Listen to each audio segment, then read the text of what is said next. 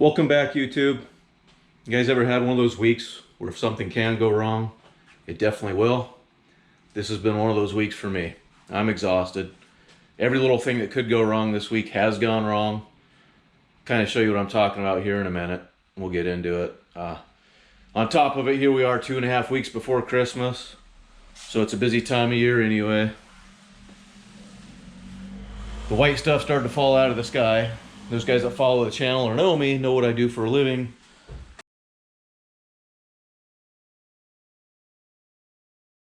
So that brings incredibly long days for me. Granted, that's where I make the money. It's how I pay for everything that goes on around here. That being said, I'm absolutely exhausted because of it and haven't had time to deal with any of the issues that have popped up. Let me show you what I'm talking about. First issue, relatively minor with the Duramax. I'm getting ready to deal with this real quick because I finally got a few minutes. As you can see, I've obviously got a little problem here with the mirror. Thing falling apart on me. I just got a replacement piece of glass, so I'm finally got 10 minutes. I'm gonna go ahead and deal with that. Even the Mercedes old commuter out here, I got a clunk going on in the left front end of the car. I strongly suspect it's a one of these hydraulic filled control arms that got the ball joints built into them. Goofy setup on these Mercedes. If you ever worked on them, you don't want to. They're no fun. I actually replaced them about 2 years ago. The aftermarket stuff is notorious for wearing out, so I strongly suspect I get to do that job again, which I guess might be a good video since I didn't do them last time I did it. So those of you that are here for Mercedes stuff, you might get another video coming your way here shortly. And the wife should be here any minute, and I will show you the biggest problem and frustration of them all. Here she comes. I'll let you guys see if you can figure out what she done to the car.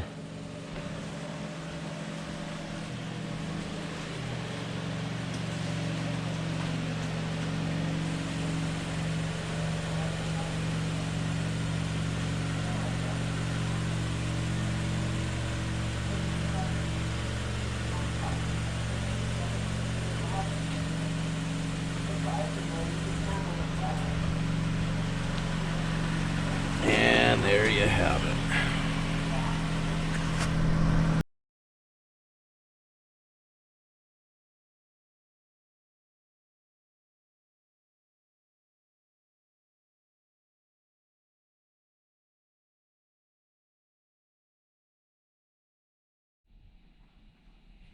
So there you have it. She wrecked the XSE.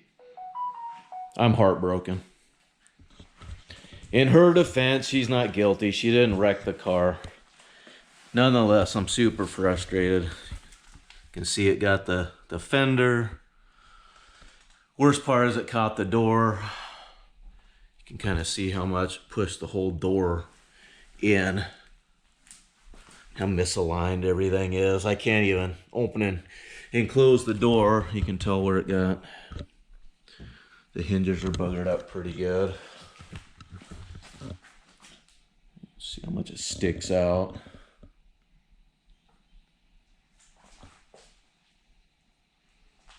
So not that I want it, but I guess it gave me more material for the channel. We're going to review an insurance company. I'll let you know how this turns out, how it goes. I'm definitely frustrated. You guys know me, you follow the channel. You know I take immaculate care out of everything that I own. The Chevelle is always in impeccable condition. The sandrail, the trucks, the Mercedes, everything. I baby it. My automobiles are my kids. Anybody that's a true car guy understands it. The worst part is for the Toyota for me is this is actually the only new vehicle I've ever owned. So it kind of adds insult to injury. Everything else I've ever owned has always been used. I actually saved for this car just before COVID hit, bought the car outright for my wife for our anniversary as a surprise. I love the car. I've babied it. I think they're absolutely beautiful. I don't care what color you've got. I fell in love with the XSE trim package. You know, I'm 42 years old. I think they're a sporty car. At least visually, this has only got the 4-banger in it. She needed fuel mileage, so that's why we went with what we did. But for me, she's toting around precious cargo. She is my queen. I'm glad she's safe. Luckily, the kids weren't in the car with her. So the story is, she wasn't even in the car. It's not her fault. She was at the gas station after work, stopped to fuel up. She was literally at the gas pump, and a young guy and his buddy decided to try and drift out of the parking lot.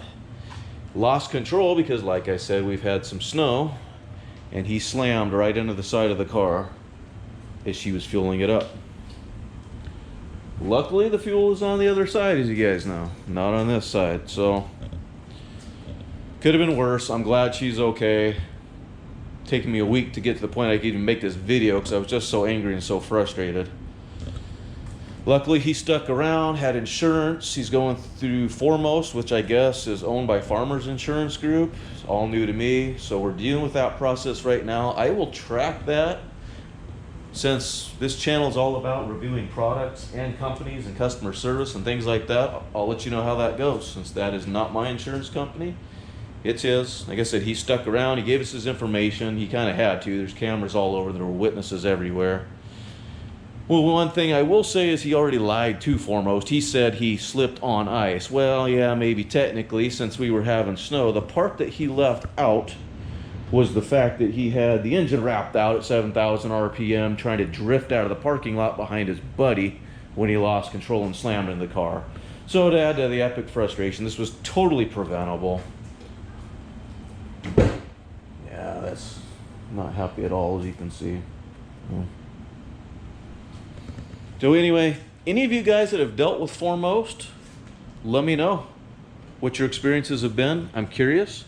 Like I said, we're just in the beginning of stages of filing the claim. I will let you know about the body shop as well. Unfortunately, it's difficult to even find here right now. Kind of curious if that's a countrywide thing or if that's just here in the great state of Washington. Most of the body shops are backed up 2 or 3 months, even get in for an estimate. So the insurance company is going to try and do an estimate based off of photos, which I think is an absolute joke. There's no way to tell that, but they can deal with the body shop after that. I just want to get this thing in and get it fixed so I don't have to look at this anymore because I just get angry every time I see it and frustrated. Unfortunately, it happens. I get it. We'll get it repaired. We'll move on. Something else that I learned, and I don't know if it is a Washington State thing as well. Maybe some of you guys can let me know. We were also able to file a claim for depreciated value since this car is so new. It was in impeccable condition, and now it's got a collision claim that will follow what was the impeccable Carfax maintenance report up to this point. So you can file a claim. Now, they don't tell you anything about that. We had to bring it up and ask about it, and then she sent us the paperwork for it. So we're going to pursue that as well and see where that gets us.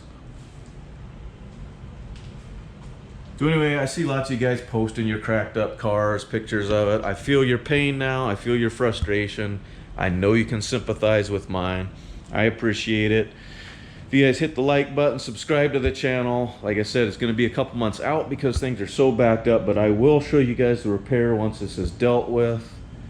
And I will let you know how the experience went with the repair process and dealing with Foremost Insurance Company as well. Thanks again for watching, guys. See you on the next one.